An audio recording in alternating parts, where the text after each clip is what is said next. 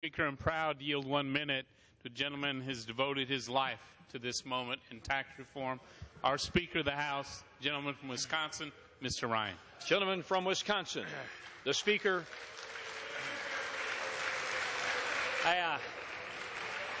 The Speaker of the House is recognized for 1 minute. I appreciate the gentleman. First, I want to start off by thanking all of the members and the staff of the Ways and Means Committee for all of their hard work in putting this bill together. I want to thank them for this. I want to personally thank one of my predecessors from the Ways and Means Committee who helped lay the foundation to get us to where we are today, and that is Dave Camp. Dave Camp did a lot to help us get to where we are. I want to, most of all, commend and express my profound admiration to the architect of this measure, Chairman Kevin Brady.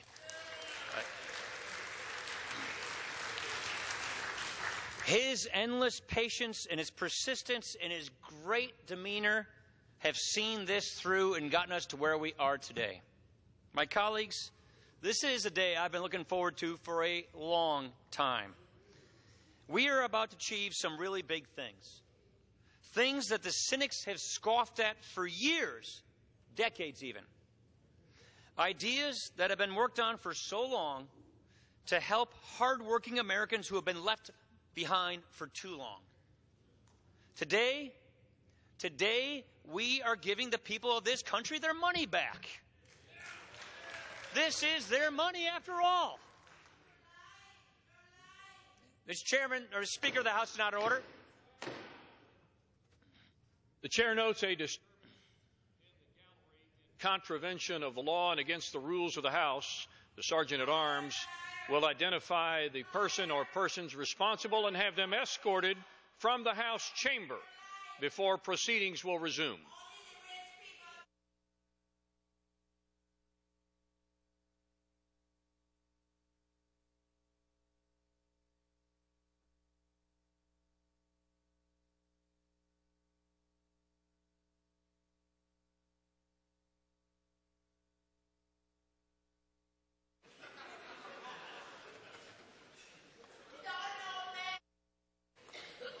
The chair will also remind all persons in the gallery that they are here as guests of the House and that any manifestation of approval or disapproval of the proceedings in the House are in violation of the rules of the House. The chair recognizes the gentleman from Wisconsin, the Speaker of the House. I'd simply like to remind my colleagues and the Speaker that my minute can last for as long as I want it to last. I'm just saying. As I was saying, Mr. Speaker, today we are giving the people their money back. The bottom line here is the typical family making the median income in America will get a $2,059 tax cut next year alone. What this is real relief for families who are living out their paycheck to paycheck, struggling to make ends meet. You know, they hear about the economy getting better. They turn on the TV and they see the stock market going up. But now we need to make sure that these people in our communities, in our country who are struggling, see their own personal economy getting better. And that's what this is all about. We got to understand that times are tough for a lot of people in this country right now. Today, this is about how much better things can be. This is about more jobs, fairer taxes. It is about bigger paychecks. It's about faster growth and upward mobility. It's about a strong economy that makes all of us stronger and healthier. Those are the effects. Those are the benefits of tax reform. Here is the heart of it. And here is why this is so vital that we do this. Here is what it speaks to and what I truly believe is a generational defining moment for this nation. Our tax code is so broken that it undermines the very thing that makes our nation exceptional in the first place. It punishes hard work. It discourages our entrepreneurial spirit. It dims freedom and free enterprise. It limits our potential of our own people. When Americans see good jobs going away, when Americans wake up and they see the companies that they grew up with in their communities going away, they wonder if we have lost something bigger. The mission that drives us here today is to restore this beautiful American idea. What is that idea? That the condition of your birth does not determine the outcome of your life. You can work hard, play by the rules, get ahead, and make a better life for yourselves and an even better one for your kids.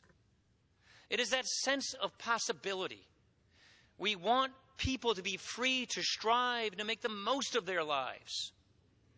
We want a country with the resilience to endure and tackle all of its challenges. Mr. Speaker, economic growth and job creation will not solve all of our problems, but it will help make all of our problems much easier to solve. This is the direction that we are choosing here today, because we know exactly where the status quo leads us. For years, the powers that be have blocked and stonewalled reform under the umbrella of an arrogant, condescending, and paternalistic ideology. An ideology that seeks to limit mobility, to limit aspirations, to accept less in our lives. It's a view of the world that sees life and the economy as a zero-sum game. Your gain comes at my loss, therefore we can't do it. Look at where this got us. The worst recovery since World War II, flat wages, and an economy just limping along.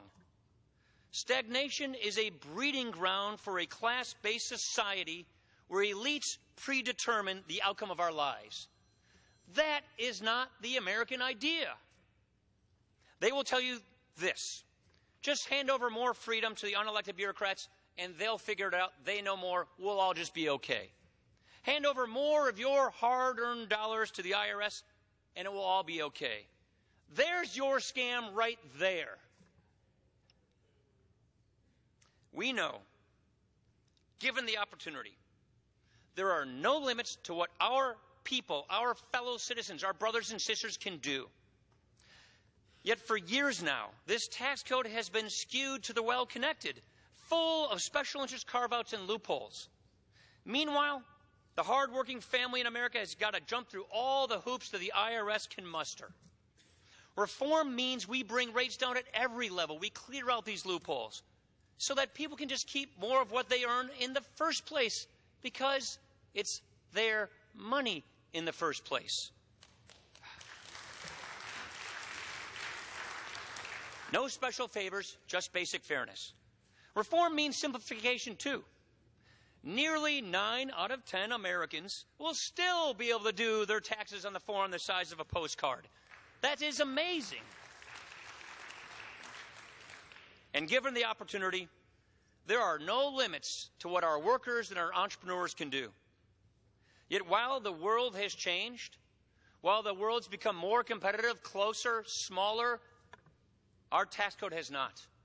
Instead of leading, we've been falling behind, to the point where we now are the worst in the industrialized world at how we tax our businesses. We tax our businesses a whole lot more than our foreign competitors tax theirs. They win, we lose. That's not fair. It is basically open season for our competitors to come in and take our jobs overseas under the current tax code. Reform means we go from the back of the pack to the front of the pack. So instead of the slow growth that we've been slogging through for years, we want to get back to real sustained economic growth. We want to build an opportunity economy where there is more demand for higher paying jobs. That's the whole purpose of all of this. Make sure that people can grow up and reach their potential. Make sure that the jobs are there to give people the careers they want so they can reach their potential, so their families can reach their potential. That's why we're doing this. This is without question the single most important thing we can do to once again make America the best place to do business. You know, there's more just than that in this bill. With this bill, we're finally restoring the freedom to make your own health care choices. By repealing the individual mandate at the heart of Obamacare, we are giving back the freedom and the flexibility to buy the health care that's right for you and your family.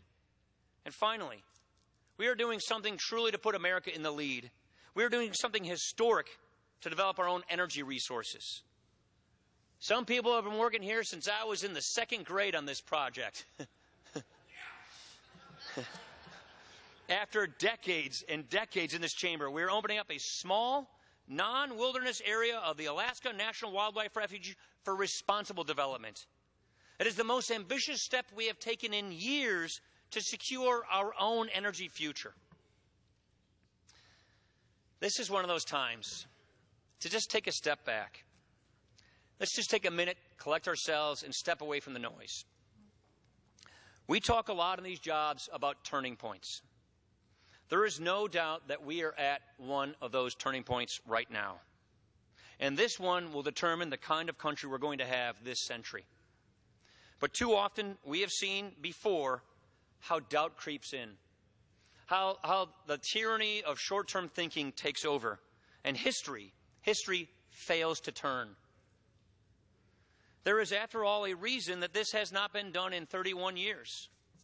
This really is a generational defining moment. And let's let this generational defining moment be defined by optimism, not by fear. By the rising aspirations of our people and not the doom and gloom of managed decline that we have become too familiar with. This is our chance. This is our moment. Let's turn at this turning point. Let's reclaim the principles that have guided us for generations. Let's recapture our destiny for generations to come so this beautiful story of the American idea is repeated and passed on to the next generation. A nation more united, more confident, more prosperous, and, Mr. Speaker, more free. Pass this bill, I yield.